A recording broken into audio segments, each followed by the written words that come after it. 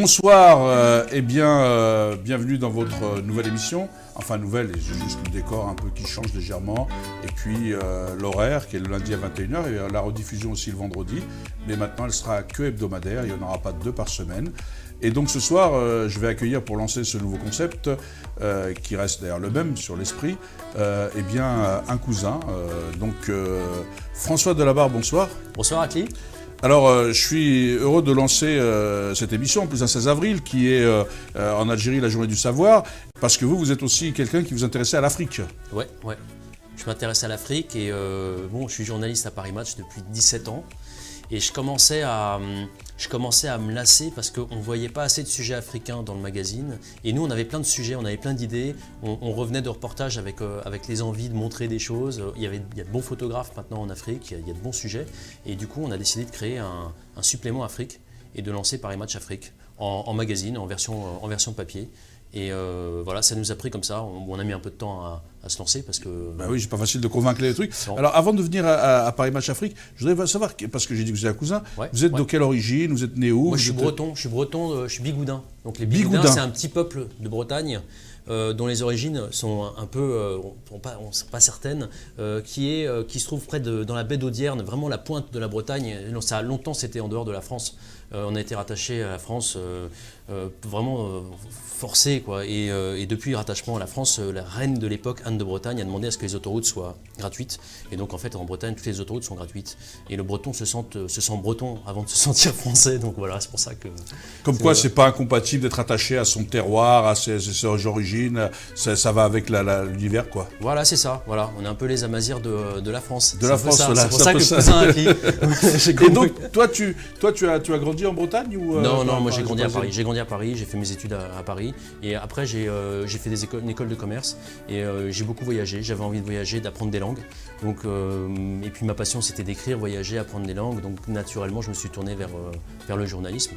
Et j'ai eu la chance de croiser quelqu'un un jour qui m'a proposé de travailler, d'avoir un stage à Paris Match. Et ça fait 17 ans maintenant, j'ai jamais quitté Paris Match. J'ai fait tous les services, j'ai fait j'ai fait de l'économie, de la politique, de la culture, du grand reportage. Finalement, je me suis arrêté au grand reportage parce que le terrain, c'est de loin ce qui est le plus intéressant dans le journalisme, parce que parler comme ça, soit sur les plateaux télé, soit rester dans son bureau à écrire de beaux articles, c'est bien, mais c'est quand même sur le terrain qu'on voit le plus de choses et c'est là qu'on est le plus sensibilisé à ce qui se passe dans le monde. Et puis souvent, quand on rentre de reportage, on n'a pas des opinions aussi tranchées que quand on reste chez soi, parce que la réalité, elle est toujours plus complexe et en même temps rassurante, parce qu'on peut aller dans des endroits dangereux et finalement se trouver dans des situations où les gens sont accueillants. Sont accueillants, ouais. Ouais. Mais moi, j'ai vu justement, on parlait de ça, de votre positionnement. J'étais surpris parce que Paris Match, les gens connaissent souvent le poids des mots, le choc des photos, enfin tous ces discours. On a souvent tendance à dénaturer ou pas, mais vous allez en parler. Et moi, j'ai lu un article sur la Syrie. Alors, je sais bien que c'est difficile aujourd'hui d'équilibrer. J'ai trouvé votre article très équilibré. Je me suis dit, tiens, ils ont écrit ça, je sais pas, ils ont dû être attaqués par les autres médias parce que vous allez à contre-courant un peu des fois. En fait, il y avait une politique, il y a longtemps eu une politique du Quai d'Orsay, de la France en Syrie, qui était de soutenir l'opposition syrienne.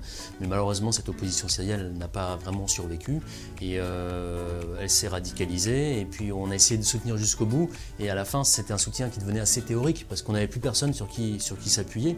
Donc, c'est vrai qu'il y a un journaliste, c'est pas moi, mais c'est un journaliste de la rédaction, Régis Lessommier, qui a interviewé Bachar el-Assad à un moment.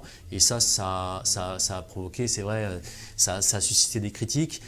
C'est vrai que la manière de faire c'est pas évident de trouver le bon équilibre, le bon ton pour faire parler quelqu'un comme lui. Il y a quand même beaucoup de morts sur la conscience, mais c'est une guerre. Donc, qui dit guerre dit mort. C'est terrible, mais c'est une réalité. Maintenant, il y a un pays, et donc si on veut comprendre ce qui se passe dans ce pays, c'est utile de parler avec tout le monde.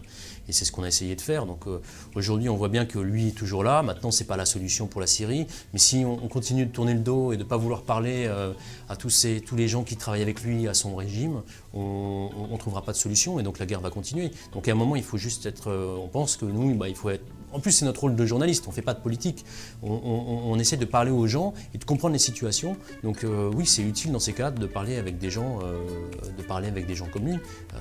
Ça ne veut pas dire qu'on est pour, mais ça veut dire qu'on veut comprendre ce qui se passe. On le voit bien d'ailleurs, quand on n'essaie pas de comprendre et quand on essaye d'apporter la démocratie soi-disant par les armes, ça n'a jamais fonctionné. On peut parler de l'Irak, de la Libye et d'ailleurs. En fait, les bons sentiments, en général, n'amènent pas forcément des situations stables. Ce qui ne veut pas dire qu'il faut être un dictateur pour amener la paix dans un pays. Mais encore une fois, c'est comme le journalisme de terrain, il permet de voir la réalité. Je pense que la politique, c'est pareil. Il faut comprendre une situation et puis il faut gérer avec les interlocuteurs, avec qui est là. C'est ce qui se passe en Libye en ce moment. J'ai souvent été en Libye, c'est un pays que j'apprécie. Et j'ai des contacts là-bas qui sont précieux et que j'aime bien.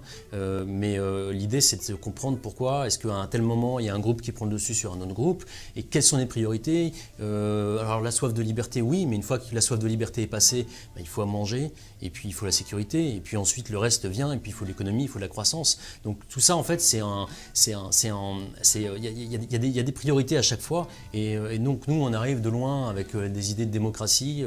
Oui, c'est beau la démocratie, encore que pas toutes. Peut-être que la priorité, c'est pas forcément la démocratie. La priorité, c'est que les gens aient à manger. Et je dis pas qu'il faut abrutir les gens, mais il faut qu'il y ait des systèmes qui fonctionnent. Il y a des systèmes qui fonctionnent et les systèmes peuvent évoluer. Et il faut pas tourner le dos aux personnes qui rentrent pas dans les cases et qui correspondent pas à ce que nous on voudrait qu'ils soient, alors qu'ils vivent loin et puis qu'on n'est pas tous pareils. Voilà. Vous savez quand même que votre discours, il est à contre-courant de ce qu'on entend, parce qu'aujourd'hui, quand on voit les médias, le travail qu'ils font, on voit toujours les mêmes personnes sur les plateaux.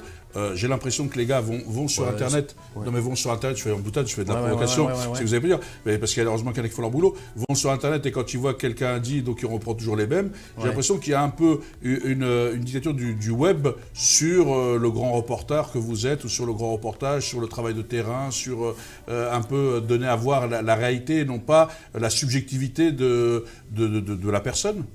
Non, en fait, je pense qu'il faut rester réaliste, dans le sens où il y a une situation complexe, et cette situation complexe, c'est pas avec des bons sentiments qu'on va régler une situation complexe. Tout le monde, je pense, aujourd'hui pense la même chose. Alors il y a des gens qui forcément vont tenir un discours qui sera plus un discours de valeurs, mais ça c'est très français d'avoir un discours sur les valeurs universelles, de vouloir absolument mais penser... pas les appliquer.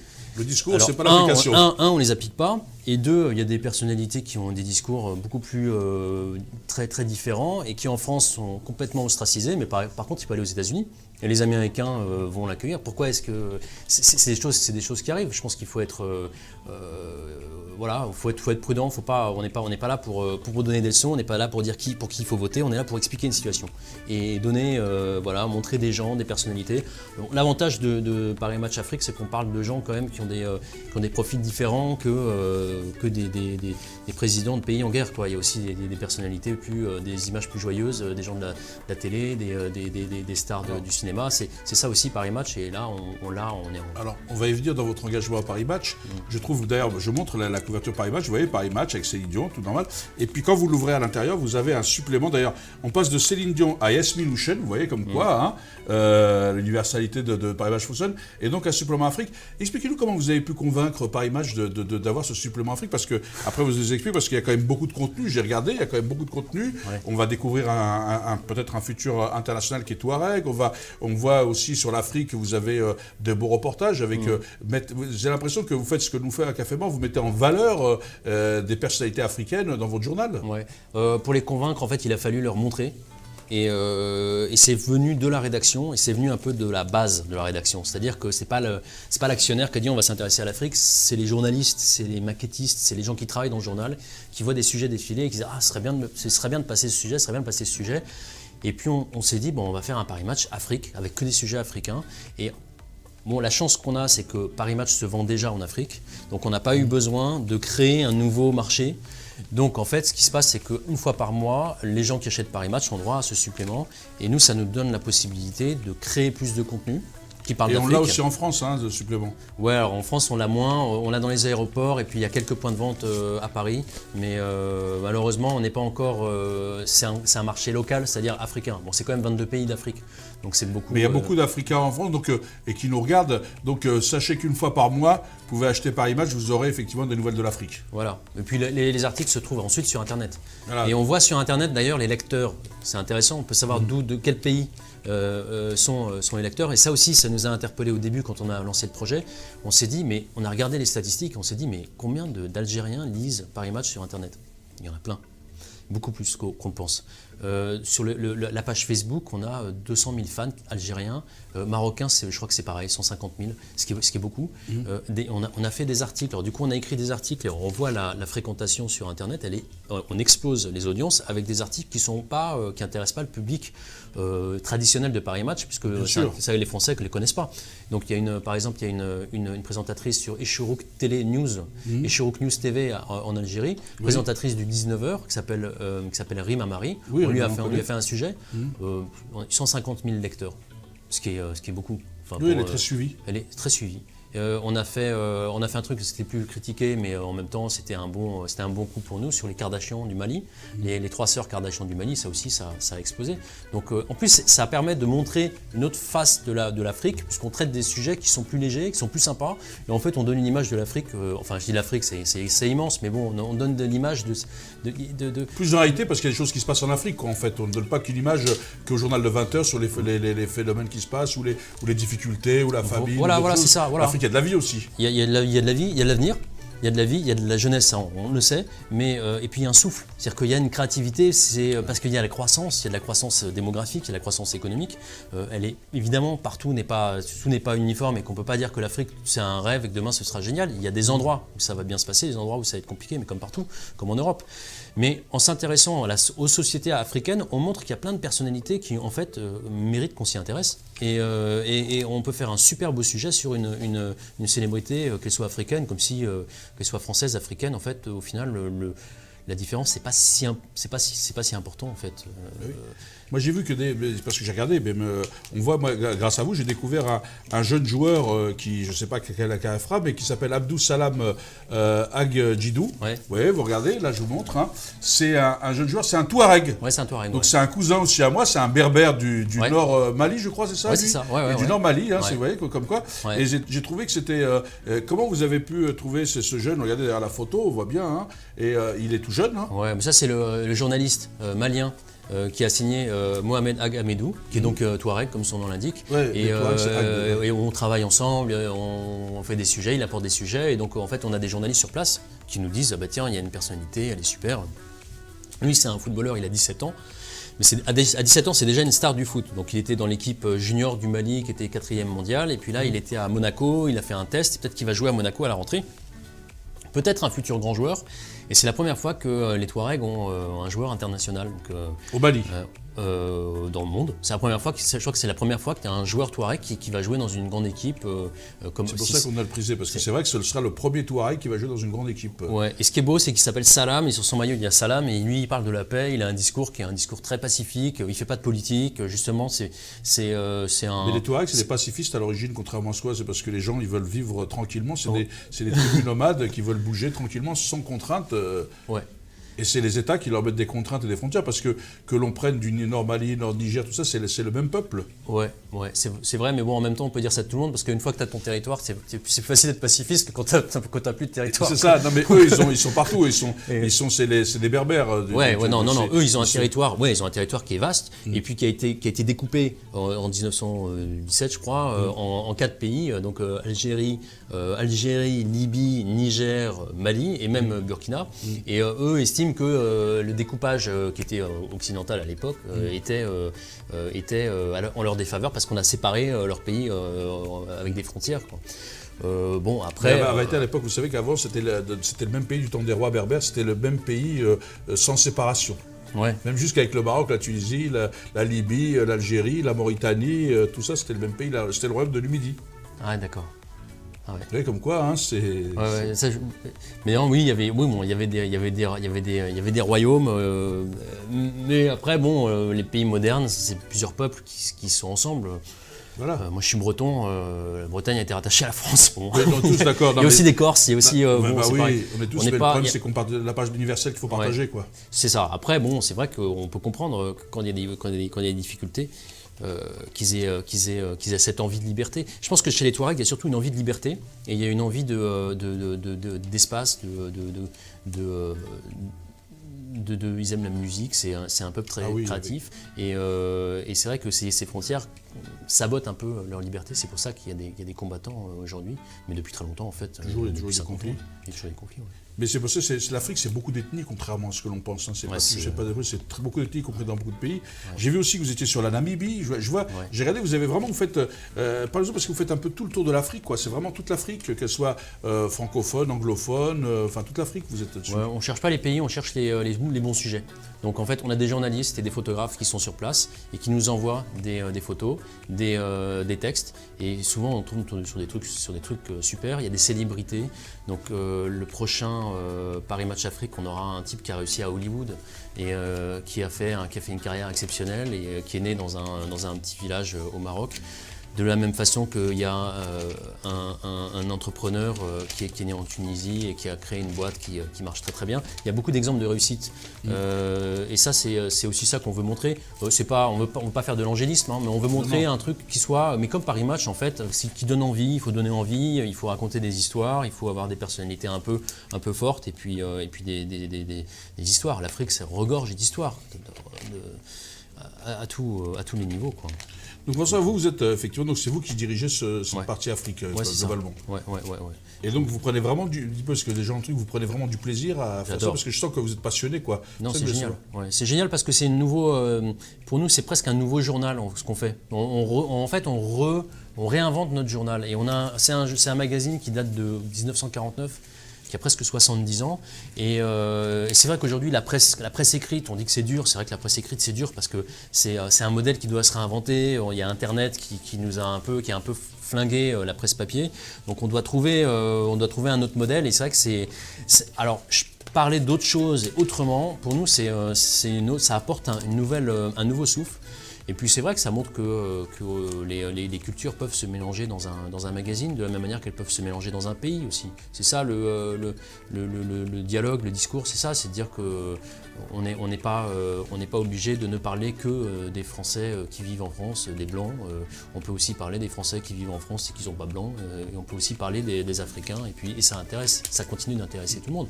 Donc ça veut dire qu'il y a quand même une vocation. Je montre en même temps, quand tu me parles sur le voyage dans le temps sur la Namibie, les belles photos qu'il y a dessus, parce qu'il y a aussi de très belles photos. Ouais. C'est illustré, les articles sont un peu fouillés. Je trouve que c'est vraiment. Je suis surpris parce que les gens ont une image de Paris Match un peu décalée quand on lit ça quand même. Hein. Bon, les gens ont une image de Paris Match qui ne correspond pas à ce qu'il y a dans le magazine, mais à la couverture. Parce que la plupart des gens qui en parlent, souvent les gens qui commentent, ils parlent de trucs qu'ils ne connaissent pas forcément. Donc c'est vrai, on voit la couverture de Paris Match et du coup on commente. Mais en fait, dans Paris Match, il y a plein de choses. C'est un magazine dans lequel il n'y a que 20% de people et le reste, il y a beaucoup d'actualités. Il y a de l'actualité chaude, il y a des reportages de terrain. On part au bout du monde, on part parfois pendant un mois faire un sujet. Ce qui est encore aujourd'hui dans la presse, ce qui est assez rare. Et on ramène des photos qui sont exceptionnelles. Et puis c'est un magazine qui est reconnu dans le monde entier encore aujourd'hui. Donc il y a quand même un prestige de Paris Match qui aujourd'hui en France on n'est pas toujours traité comme de cette manière-là. C'est vrai que parfois il y a des choses qui sont inégales parce que c'est difficile d'être constant et puis on a des personnalités comme Johnny Hallyday qui portent ce magazine et c'est la vieille génération. Donc il faut trouver d'autres personnalités, il faut renouveler en fait le magazine. C'est un magazine qui est lu par des personnes un peu plus âgées que les lecteurs qu'on a en Afrique par exemple. Donc c'est une fraîcheur qu'on veut apporter en parlant d'Afrique, en parlant des jeunes, de la musique et des Africains aussi qui cartonnent en France, des humoristes, des musiciens, des écrivains. On parle de politique aussi. On aime bien. Ça c'est un opposant gabonais qui n'a pas eu beaucoup de chance. Ouais, Jean-Ping, vous l'avez vu. J'ai vu que vous donniez la parole à beaucoup de gens, vraiment très ouvert. On essaye d'être ouvert. Et en fait, ce qui compte pour nous, c'est de faire un magazine qui reste dans l'esprit de Paris Match, avec la même liberté de ton. Je dis ça par rapport à parce que souvent les médias en Afrique, on pense qu'ils sont liés au pouvoir politique et que donc quand tu parles d'un sujet, c'est parce qu'il y a un ministre qui a été là, c'est pas le cas. Là, c'est pas le cas. On cherche des annonceurs privés. En fait, ce qui est nouveau en Afrique aujourd'hui, c'est qu'il y a un marché publicitaire émergent de sociétés privées, et donc avec un modèle économique qui est un modèle économique modeste. Il ne faut pas être trop ambitieux et penser qu'on va faire fortune en Afrique aujourd'hui avec un magazine. On ne peut pas. Mais on peut faire un modèle qui fonctionne avec des gens qui s'intéressent à ce qu'on fait, qui ont envie d'être dans le magazine, et des sociétés qui ont envie de communiquer. Et ça nous permet, nous, d'avoir les moyens de payer les photographes, de payer les journalistes, de payer les gens qui font ce journal, et puis de pouvoir créer un nouveau magazine, en fait, avec une liberté éditoriale qui est franchement assez inédite. Hein. On n'est pas l'esclave de réseau. Oui, on va vous parler des Touaregs, là on est en plein dedans aussi. Voilà, j'ai lu aussi Yann Galgani, l'ennemi aux deux visages. Alors, comment vous avez eu cette interview, vous pouvez faire ce reportage? Parce que c'est quand même quelqu'un qui est très recherché, qui est activement... Non? Ouais, alors je ne sais pas s'il est recherché par tout le monde, mais ça c'est encore il y a une suspicion, mais c'est toujours compliqué dans les zones frontalières. Il y a des complicités qu'on suppute sans avoir de preuves. Il est très recherché par la France et les Occidentaux.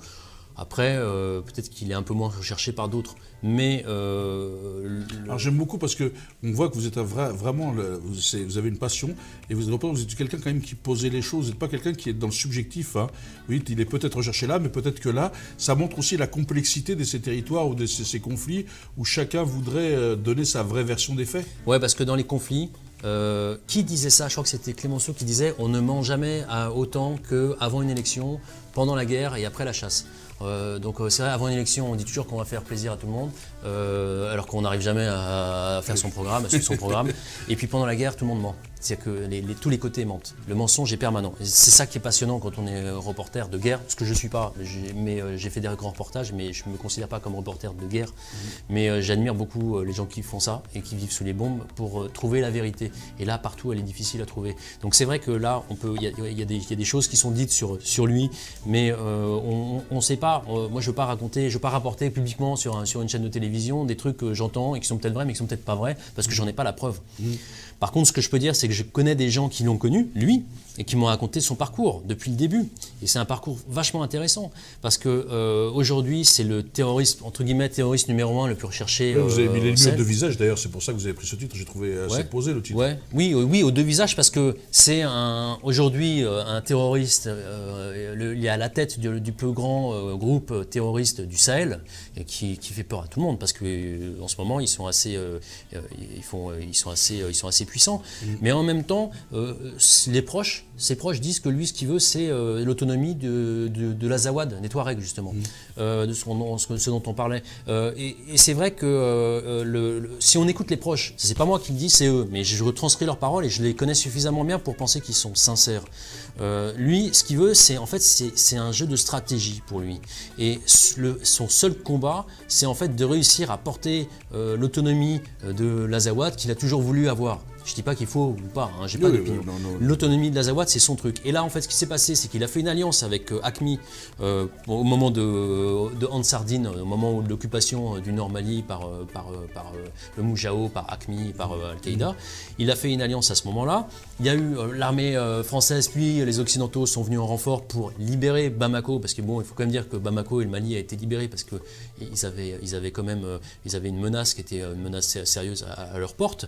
Donc ils se sont refoulé dans les montagnes, mais aujourd'hui il revient et il continue, en fait, il garde le même positionnement, qui est un positionnement avec les milices islamistes, parce que en fait je pense qu'il utilise ça c'est comme un jeu de stratégie, et finalement il a mis les Peuls avec lui, en trouvant des autonomistes Peuls, et il joue sur justement cette envie des peuples de retrouver une indépendance par rapport à leur peuple. Donc c'est un peu du communautarisme à l'africaine, mais peut-être qu'on retrouve ça aujourd'hui dans le monde, dans plein d'endroits, mais c'est-à-dire que les Peuls veulent avoir un pays Peul, les Touaregs veulent avoir un pays Touareg, et c'est ça qui est intéressant, c'est de voir ce jeu d'échecs, en fait, auquel ils jouent.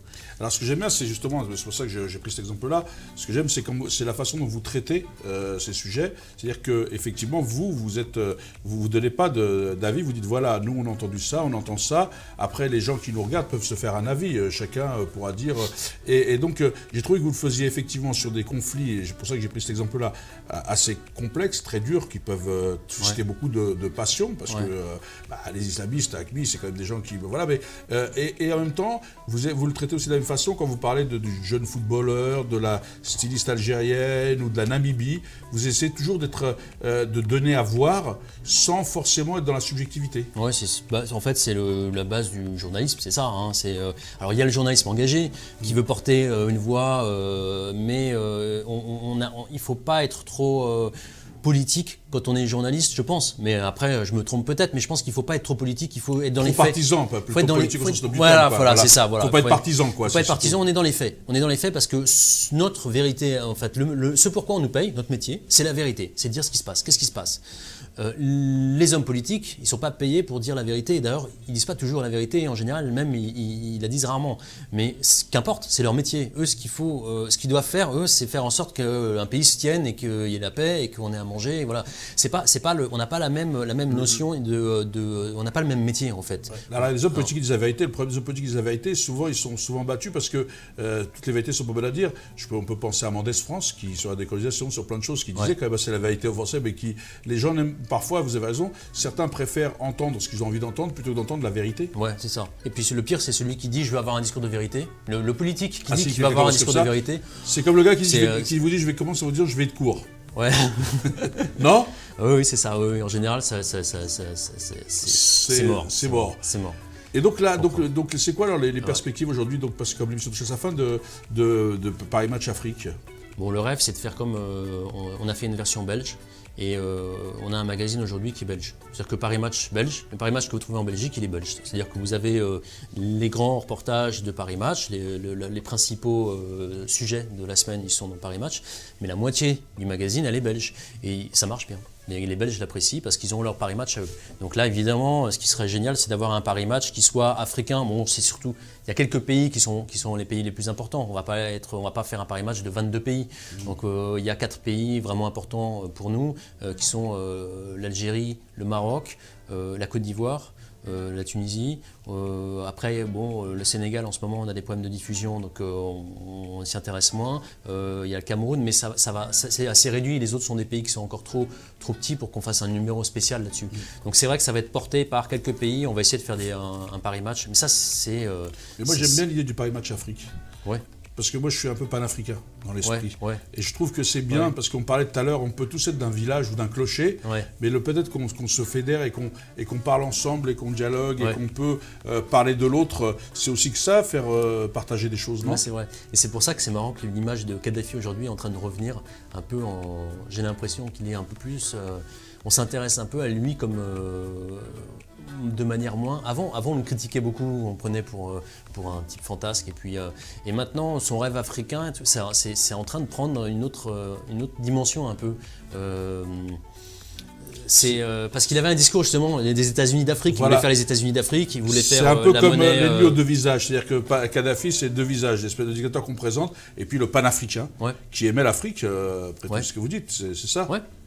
Et il avait raison sur le fait qu'il voulait faire l'Afrique. Oui, il voulait faire l'Afrique. Après, il voulait la faire à sa manière, avec lui comme roi des rois. C'est normal. Donc, c'est toujours le problème de l'Africain, c'est toujours on veut être le roi des rois quand on veut la faire.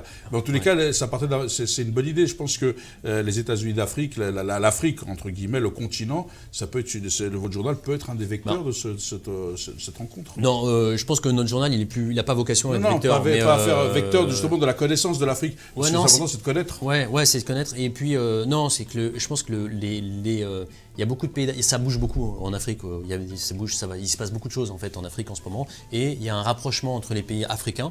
Et c'est vrai que quand je vois par exemple que pour aller d'une ville à une autre en Afrique, en avion, on est obligé de passer par Amsterdam parce qu'il n'y a pas de vol direct, ou par, ça, à mon avis, c'est un truc qui va changer, c'est un truc qui va changer très vite, parce que les pays africains il y aura moins de visas pour aller d'un pays à un autre, et il va y avoir plus d'échanges entre ces pays-là, et en fait ça va beaucoup changer les choses. Et nous, on est assez extérieur à tout ça en fait. On va devenir extérieur à tout ça. Donc l'idée, c'est de montrer que l'Afrique bouge et de se rendre compte qu'en fait, quand ça bouge, il y a plein d'histoires à raconter. Parce que quand il y a de la vitalité, quand il y a de la jeunesse, quand il n'y a pas de peur, moins de peur, il y a des choses à raconter. Et là, nous, ça fait de bonnes histoires. Et on le voit très vite. on passe, nous, notre vie, c'est de monter des sujets et c'est de lire des sujets. Et quand il y a cette vitalité-là, on a des sujets qui sont bons, en fait. Donc, en fait, on a un bon canard, on est content. Alors voilà, quand je disais vecteur, moi je parlais de vecteur de connaissance, de rapprocher les peuples, de pouvoir découvrir l'Afrique différemment, on va apporter un autre œil, plus équilibré. Je trouvais que c'était assez intéressant. Il y aura peut-être, c'est aussi ça, le journalisme, c'est comme ça. Donc voilà, tous les mois. François, parce que l'émission de chez sa fin va arrêter. Donc c'est tous les mois, les premiers jeudis du mois. Le premier jeudi du mois, les gens peuvent retrouver ce supplément Afrique que je rencontre dans Paris Match. En tous les cas, merci François d'être venu nous expliquer tout ça. Merci Akli. Merci. Et j'espère qu'on se reverra bientôt pour nous donner un peu des nouvelles de l'aventure. Et voilà. Donc nous, on se retrouve donc tous les lundis à 21h. Nouvel horaire, avec un nouvel invité pour encore plus de savoir. Et je vous souhaite sur ce une excellente soirée. Merci de votre fidélité. À lundi prochain, 21h. Et sachez que l'émission est rediffusée plusieurs fois, y compris le vendredi, sur Beurre FM TV. Bonsoir à toutes et à tous.